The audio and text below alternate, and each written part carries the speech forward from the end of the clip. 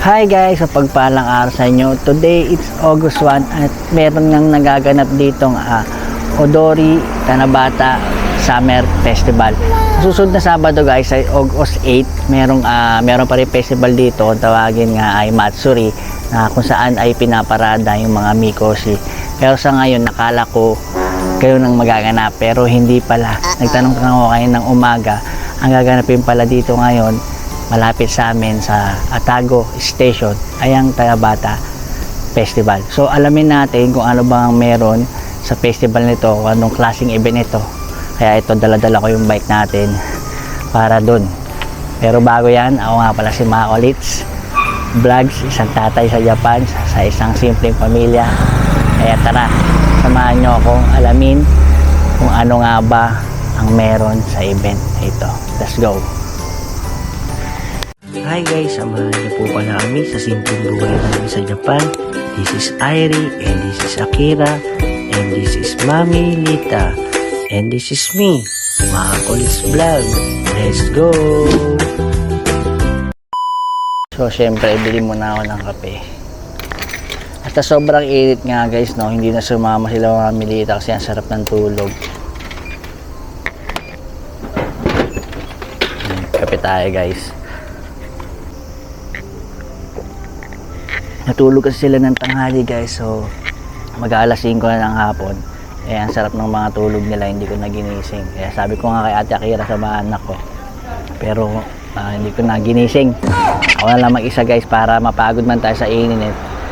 At sa paglalakad doon, kasi medyo malayo dito sa atin yun, no? Siguro mga 10 minutes din kapag nilakad, kapag binang 5 minutes. So kaya tayo na lang ang pupunta. Sa pagkakaalam ko guys, ay merong mga dance parade at live band, no, yung event na yun. So first time kong pupunta sa ganun, kaya hindi ko pa alam yung mga mangyayari. Kaya alamin natin guys, no, at mag-stay po kayo sa video na ito at sabay-sabay nating alamin. Medyo malapit yun sa school ni Bunsong Airi guys, at pangalan ng lugar ay Honmachi, no, Street. So dun sa madalas na pinupuntahan natin family na malapit sa school nila Bunsong Airi yun. Ay, hindi ko na sinama sila Mami Lita kasi pag inising ko tapos mag-aayos pa, baka matagal na lang ako na lang, para ako lang din yung mapagod, no? Para may vlog din natin today, no? At ma-share ko sa inyo guys. Napapansin ko guys, dito sa daan na to ay marami nang dumadaan na sasakyan.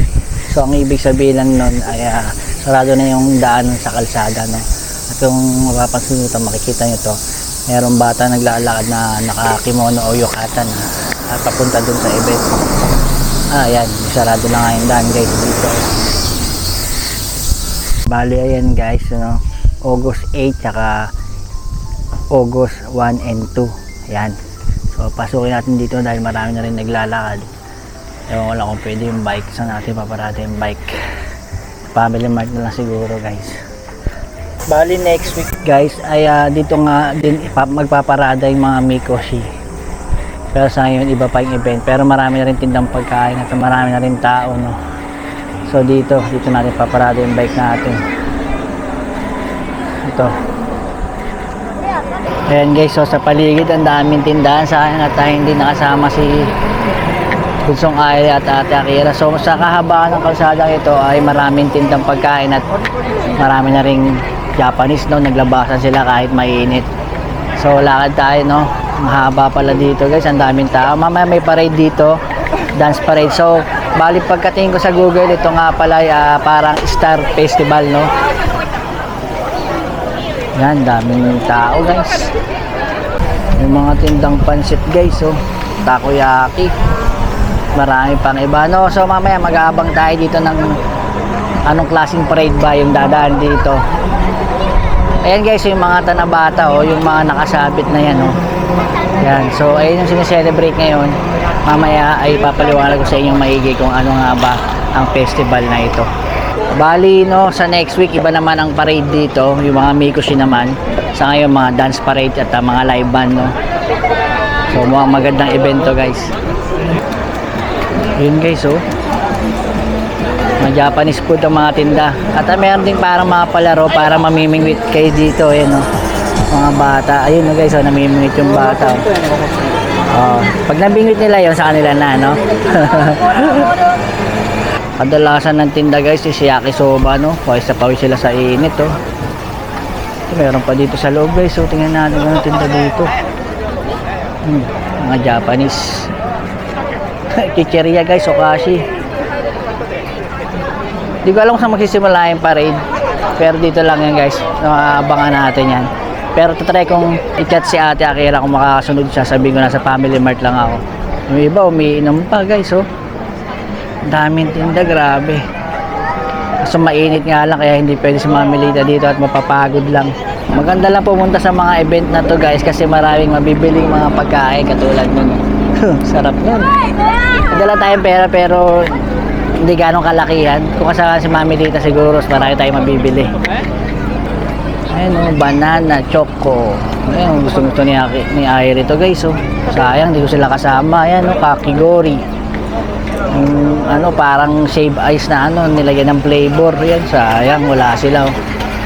Ito yung mga palawit nila guys sa Tanabata, oh. Yan sa Tokyo guys, mas malaki pa dyan, no? Silaki ng poste, mga ganun kalaki. Oo nga guys, totoo yun. Pero next week guys, mas maganda yung susunod na parade dito, no, yung mga Mikoshi. Sa ngayon, konti pa yung pumunta, no. Pero next week guys, mapupuno to. Ganitong oras din, pupuntahan din natin yon. So, may pera naman ako dito guys, pwede rin ang bumili ng inumin kong beer, no, habang naglalakad-lakad, no. Dito kasi guys, may mga nagbebenta ng kung ano-anong pagkain, tapos may mga alak din, no. Isang tagay sa Tagumpay guys, oh. 1,000 yen. 500 yen.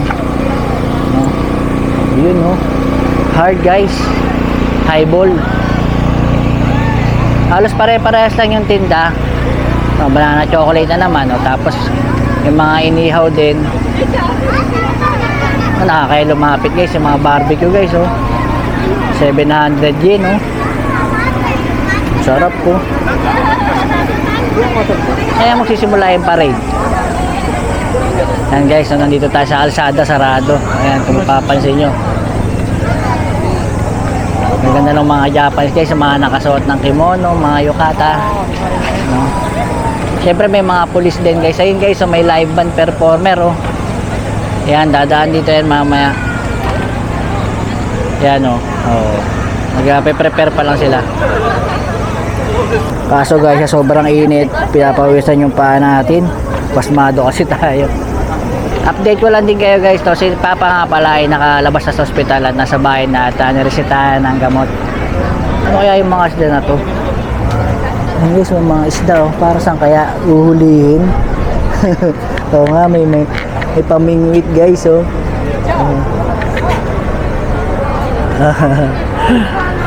So nakakaya magtanong guys, eh. Meron ding mga dango guys, no, umalagkit sa karage, oh. Yung mga kanin, ang mga onigiri din, yung yakisoba na naman. May mga gaijin din o ibang lahi guys, oh. Magugustuhan sa talaga dito ni Bunsong Airi guys, ah. Asa mapapagod sila maglakad dahil na si Mami Lita, syempre buntis. Yung sarap ng inihaw na pusit guys, grabe, oh. Wow! Ang bango, grabe. Nakakagutom to guys. Sayang, no? Pero ayun, no, yung Tanabata guys, ang dami. Parang may stage sa loob. Ayun, may mga palaro pang iba, oh. Tingnan natin yung loob guys. Dahil Tanabata, oh. Ang Tanabata ay kaila bilang Star Festival o pistahan ng mga bituin. Ang Odori ay nangangahulugang sayaw at ang mga ito ay may kaugnayan sa tradisyonal na pagdiriwang at pagsasayaw tuwing tag-init sa Japan. At ang kahulugan nga pala ng Tanabata ay literal na gabi ng ikapito o evening of the seven. Ito ay isang pagdiriwang para sa dalawang bituin na sina Orihime ang Biga at Ikuboshi ang Alter. At pinaghiwalay nga pala sila ng Milky Way at minsan lamang sa isang taon pinapayagang magtampo tuwing ikapito ng Hulyo. At ang Odori nga nga pala ay nangangahulugang sayaw o pagsayaw. Madalas itong makita sa mga pista sa Japan kung saan sabay-sabay na sumasayaw ang mga tao sa lansangan. At ang mga kaugalian at tradisyon nga pala ay pagsusulat ng hiling o tansaku. Sumusulat ang mga tao ng kanilang mga pangarap o hiling sa makukulay na papel at isasabit ito sa sanga ng kawayan. At ang pagsasayaw naman o odori, may mga parada at kasiyahan kung saan ginaganap ang mga tradisyonal na sayaw sa tag-init ikasabay ng tugtog ng tambol. Kaya nga aabangan natin ang mga parada para matungayan natin ang odori o sabihin natin folk dance. Kaya nga naman sa pag-aantay ay nauhaw na rin ako, kaya hindi mawawala ang inuming pampagana. Siyempre alam nyo naman yung iniinom natin guys, biro. At bago nga pala makalimutan guys, pinaghahandaan nga pala ng mga Japanese yung mga ganitong event at nagsusuot sila ng mga yukata at kimono. Kaya nga naman ito, dali-dali na pumunta ng Family Mart para bumili ng aking inumin. Take note guys, hindi naman to bawal at pwede rin kayong maglakad-lakad kahit umiinom at kumakain. Kaya nga naman pag napunta kayo ng Japan at may nabalitaan kayong mga event na ganito, huwag nyo nang palalagpasin. At sakto nga guys, may nabutan tayong kumakanta. Parang artista nga o singer ba talaga to? Ang ganda ng boses guys. At ang hiling ko nga lang guys, sana bigyan nyo naman ng like and share ang video na ito. Pakisubscribe na rin ako para sipagin pa tayong gumawa ng video o puntahan yung mga event na katulad nito. Marami pa tayong pupuntahan na papasyalan. Sana suportahan nyo ang Makulis Vlog. Yaw ba in the house? Anong masasabi mo? Nandito ka sa isang Tanaba Festival. May dala kayong beer. Bakit? Bakit kailangan? Mahal dito pag sa kalsada. Kaya Rapi bumibili ng so nagkaroon tayo ng kasama ngayon guys. Nakita-kita kami dito. Pami chicken yan eh. Ayun ako eh. Ayaw mo dun sa labas, gusto mo Family Mart pa rin ha. So bali yung Family Mart guys, yan ay nagtinda rin sila sa labas ng mga beer at mga family chicken o mga sausage yan. Ano gusto niyo?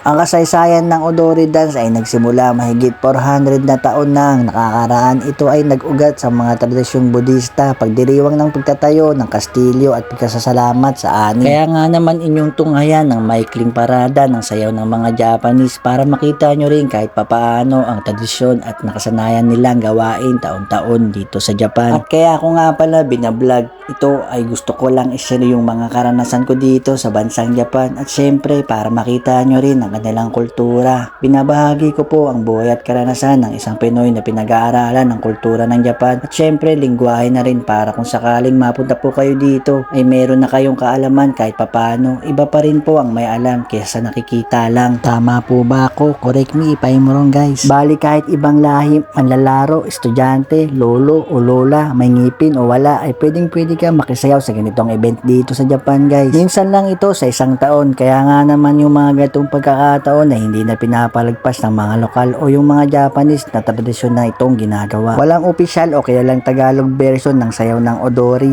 tulad ng Awa Odori o Bon Odori dahil ang Odori ay salita nga po na nangangahulugang sayaw. Sa Pilipinas ang mga pagdiriwang tulad ng Sibubong Odori ay gumagamit pa rin ng tradisyonal na tugtog at wikang Hapon.